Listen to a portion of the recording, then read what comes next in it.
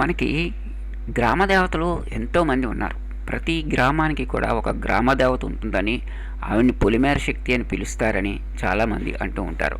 ఆ గ్రామ ప్రజలకు ఏ కష్టం రాకుండా, నష్టం రాకుండా గ్రామ దేవత కాపాడుతూ ఉంటుందని, దానికి కృతజ్ఞతగా ప్రతి ఊళ్ళో కూడా ఒక గుడి కట్టి గ్రామ దేవతకు పసుపు కుంకుమ ఇచ్చి ఆవిడని పూజిస్తూ ఉంటారని చెప్తూ ఉంటారు. ముఖ్యంగా గ్రామ దేవతలు ఊళ్ళోకి అంటువ్యాధులు, దుష్టశక్తులు ఇలాంటివి రాకుండా కాపాడుతూ ఉంటాయి.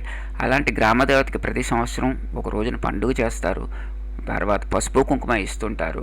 అలాంటి గ్రామ దేవతల్లో ఈరోజు మనం చెప్పుకోబోయేటటువంటి ముఖ్యమైనటువంటి గ్రామ దేవత శ్రీ శ్రీ విజయనగరం పైడితల్లి అమ్మవారు. ఈవిడ చాలా సత్యమైన దేవత. గ్రామ దేవతలకు ఖచ్చితంగా గొప్ప గొప్ప మహిమలు, శక్తులు ఉంటాయి అని భక్తులు ప్రగాఢంగా నమ్ముతారు. అది భక్తుల యొక్క నమ్మకం.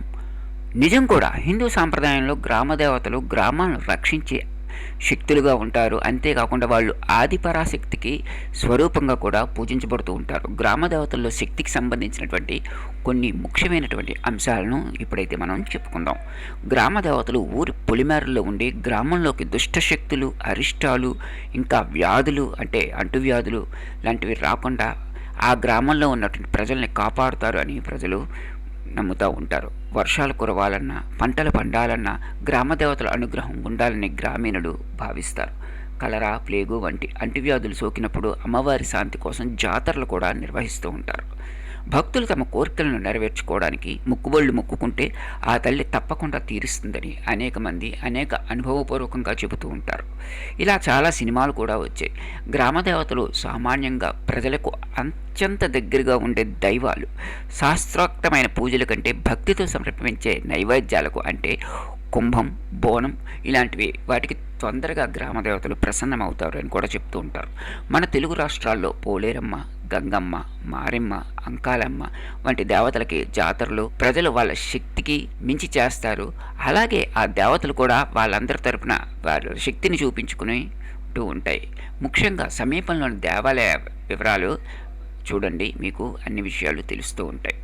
గ్రామ దేవతలకు పసుపు కుంకుమ సమర్పించడం అనేది భక్తి మరియు శ్రేయస్సుకు చిహ్నం. దీనికి ప్రధానంగా ఎలా చేస్తారంటే అమ్మవారి నామాన్ని స్మరిస్తూ కుంకుమను దేవత పాదాల దగ్గర నుంచి ప్రారంభించి తల వరకు లేదా కేవలం పాదాల వద్దే ఒక చిటికెడుగా సమర్పిస్తూ ఉంటారు. కొన్ని విశేష సందర్భాల్లో పసుపు నీటితో అంటే పసుపు కలిపిన నీటితో అమ్మవారి విగ్రహాన్ని అభిషేకం చేస్తారు. దేవత విగ్రహం లేదా శిల యొక్క నుదుటి భాగంలో కుంకుమతో బొట్టు పెడతారు. పసుపును విగ్రహం పైనుండి చల్లుతారు.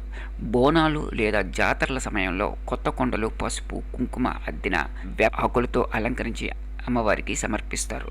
పసుపు కుంకుమలతో పాటు గాజులు, చీర ఇంకా పువ్వులను కూడా ఒక పల్లెల్లో ఉంచి దేవతకు నైవేద్యంగా సమర్పిస్తారు. గ్రామ దేవతల వద్ద లభించే పసుపు కుంకుమను తీర్థ ప్రసాదాలు లేదా శ్రీ పసుపు అని పిలుస్తారు. ముఖ్యంగా మంగళవారం లేదా శుక్రవారాల్లో ఈ పసుపు కుంకుమ ఇవ్వడం ఇవన్నీ కూడా అత్యంత శుభప్రదంగా పరిగణించబడుతుంది. వివాహిత స్త్రీలు అమ్మవారికి పసుపు కుంకుమలు సమర్పించడం వల్ల వారి కుటుంబంలోని ఐదోతనం మరియు శ్రేయస్సు లభిస్తుందని నమ్ముతారు. పైడిమాంబవారి మహత్యం ఎలా ఉంది అని చూసుకుంటే విజయనగరం గ్రామ దేవత, ఉత్తరాది ఆరాధ్య దైవం శ్రీ పైడిమాంబ అమ్మవారు. అమ్మవారి మహత్యం అపారమైనది. భక్తుల విశ్వాసం ఆ తల్లి శక్తికి మరియు మహత్యానికి సంబంధించిన ప్రధానమైనటువంటి అంశాలు ఇప్పుడు చెబుతాను వినండి.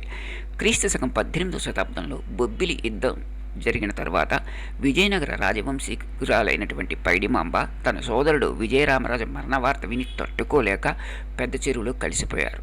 తాను గ్రామదేవతగా వెలిసి ఈ ఊరిని కాపాడుతాను అని ఆమె మాట ఇచ్చినట్టుగా అక్కడి స్థల పురాణాలు చెబుతున్నాయి. ప్రతి ఏడు వచ్చే దసరా తర్వాత వచ్చే మొదటి మంగళవారం నాడు దీన్నే సిరి మహోత్సవం అంటారు. దీన్ని అత్యంత వైభవంగా జరుపుతారు. సుమారు 15 రోజుల ముందు నుంచే అమ్మవారు పూజారి కళలోకి వచ్చి ఆ ఏడాది సిరిమాను కోసం ఏ చెట్టును వాడాలో దిశానిర్దేశం చేస్తారని భక్తులు చెప్తూ ఉంటారు. భక్తులు తమ కష్టాలను అమ్మవారికి చెప్పుకుని మొక్కుకుంటే ఆ తల్లి తప్పక కోరికలు తీరుస్తుందని భావిస్తారు. అందుకే ఈ జాతరను చూడడానికి ఆంధ్రప్రదేశ్తో పాటు ఒరిస్సా, ఛత్తీస్గఢ్ వంటి పొరుగు రాష్ట్రాల నుంచి కూడా లక్షలాది మంది భక్తులు తరలి వస్తూ ఉంటారు. అమ్మవారు పెద్ద చెరువులో విగ్రహం రూపంలో లభించిన చోట వనం గుడి అని నిర్మించబడింది. భక్తుల సౌకర్యార్థం పట్టణం మధ్యలో చదురు గుడి వెలసింది. భక్తులు ఈ 2 ఆలయాలను సందర్శించుకోవడం వల్ల సంపూర్ణ పుణ్యం లభిస్తుందని అని నమ్ముతారు. అమ్మవారికి సమర్పించే గరాట, బేస్తల వల వంటి అంశాలు ఆ తల్లి శక్తికి మరియు స్థానిక ప్రజలతో ఆమెకున్నటువంటి అనుబంధానికి ప్రతీక, అంటే గుర్తు అని కూడా మనం చెప్పుకోవచ్చును.